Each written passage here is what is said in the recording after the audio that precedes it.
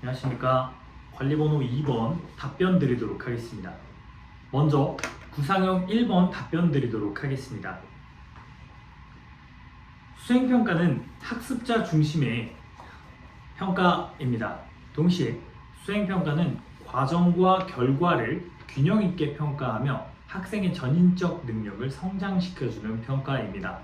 그러나 이러한 수행평가에서는 여러 가지 문제가 발생할 수 있습니다. 먼저 학생 A, B, C에 관련된 수행평가의 문제점을 세 가지 말씀드리도록 하겠습니다.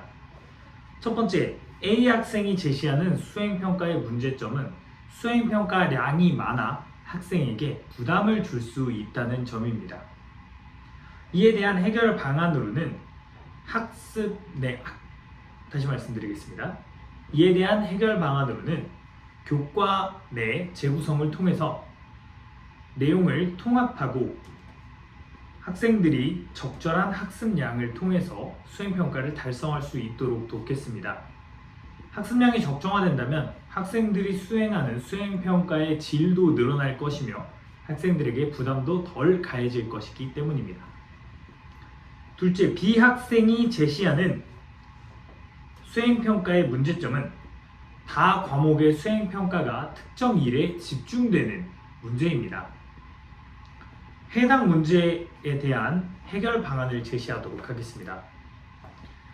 다 과목 수행평가가 하루에 집중되거나 한 기간에 집중되는 일을 막기 위해서는 학기 초에 교사협의회를 통해 계획과 조정이 필요하다고 생각합니다. 이처럼 다시 말씀드리겠습니다. 이처럼 수행평가일이 겹치지 않고 고루 분배된다면 학생들이 자신의 능력을 유감없이 발휘할 것이라고 생각합니다. 세 번째로 C 학생의 문제점을 말씀드리도록 하겠습니다. C 학생은 수행평가가 무엇인지, 왜 하는지에 대한 이해를 하지 못하고 있습니다. 이에 대한 해결책을 말씀드리도록 하겠습니다. 교사는 수행평가를 안내할 때 수행평가의 방법뿐만 아니라 수행평가를 왜 하는지에 대한 목적, 그리고 수행평가가 이루어졌을 때, 제대로 이루어졌을 때 얻을 수 있는 효과 등을 말해줌으로써 학생에게 수행평가의 본질을 인식시켜야 할 것입니다. 이렇듯 여러 가지 방법을 통해 수행평가의 문제점을 해결한다면 학생들은 더 전인적이고 더 과정과 결과를 중시하는 수행 중심의 평가를 받을 수 있을 것입니다. 이상입니다. 구상형 2번 답변 드리도록 하겠습니다. 교사는 수업을 하는 존재이기도 하지만 학생을 관리하는 존재이기도 합니다. 학생 관리에는 여러 가지 복잡한 상황이 있을 수 있으며 문제 행동을 하는 학생에 대한 대처 방안 또한 중요하다고 생각합니다. 해당 상황에서는 현우가 매일같이 지각과 결석을 하고 있는 상황이고 교사가 언지를 했음에도 불구하고 또다시 지각을 한 상황입니다. 이 상황에서 교사에게 필요한 자질을 두 가지 제시하도록 하겠습니다. 첫 번째 자질은 인내심입니다. 교사는 학생이 변화하고 성장할 때까지 인내심을 갖고 기다려주는 자질이 필요합니다. 둘째는 소통 능력입니다. 교사는 학생과 소통하고 학부모와 소통하고 다른 교사와 소통하는 것을 통해 학생의 문제를 전문적으로 해결할 수 있는 존재여야 합니다. 이를 위해 향후 노력할 노력을 한 가지씩 말씀드리도록 하겠습니다. 먼저 인내심 자질에 대한 노력 방안을 말씀드리도록 하겠습니다. 인내심을 위해서 저는 학생에 대한 일지를 쓰도록 하겠습니다. 문제 행동을 일으키는 학생에 대한 일지를 매일 쓰며 학생의 조그마한 변화, 조그마한 성장을 캐치하고 학생들이 진정으로 변화할 수 있을 때까지 노력하며 기다리는 모습을 보이도록 하겠습니다.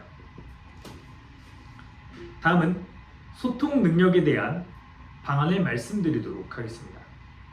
소통 능력을 기르기 위해 학부모, 학생, 교사 모두와 자주 소통하는 시간을 가지도록 하겠습니다.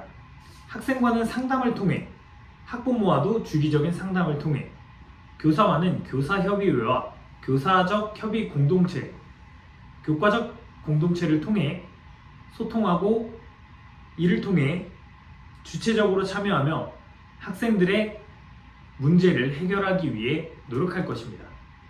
이상입니다. 구상형 3번 말씀드리도록 하겠습니다. 교육 현장에서 나타나는 기억과 니은의 사례를 한 가지씩 말씀드리도록 하겠습니다. 먼저 기억의 사례는 학생을 억지로 공부하고 싶지 않은 학생을 억지로 앉혀놓아도 야자 시간이나 혹은 수업 시간을 통해 학생을 억지로 깨우거나 억지로 공부하려고 앉혀놓아도 학생이 공부를 하지 않고 다른 생각을 하고 있거나 수업에 참여하지 않는 경우를 들 수 있을 것 같습니다. 니은의 경우는 다시 말씀드리겠습니다. 니은의 경우는 학생이 원하지 않더라도 학교에 오게 하고 학교의 수업을 듣게 함으로써 학생들의 지식이 깊어지고 넓어지는 경우를 이야기할 수 있을 것 같습니다. 제가 추구하는 교육관을 말씀드리도록 하겠습니다. 제가 추구하는 교육관은 기억과 관련된 교육관입니다. 그 교육관은 스스로 깨닫게 하는 교육이라고 할 수 있습니다. 학생들의 동기는 스스로 깨닫는 것에서부터 나온다고 생각합니다. 또한 학생이 스스로 깨달아서 해야겠다는 필요성을 인식했을 때 자신의 능률이 증가하고 학생의 능력이 증대된다고 생각합니다. 따라서 저는 스스로 깨닫게 하는 교육을 하기 위해 기억처럼 스스로 물을 먹도록 돕도록 하겠습니다. 구체적으로는 여러 가지 수업 전략과 또 학생과의 소통을 통해서 학생의 어려운 점을 깨닫고 학생에게 적절한 전략과 조언을 통해 이를 해결하도록 하겠습니다. 이상입니다. 즉답형 잠시 보고 답변 드리도록 하겠습니다.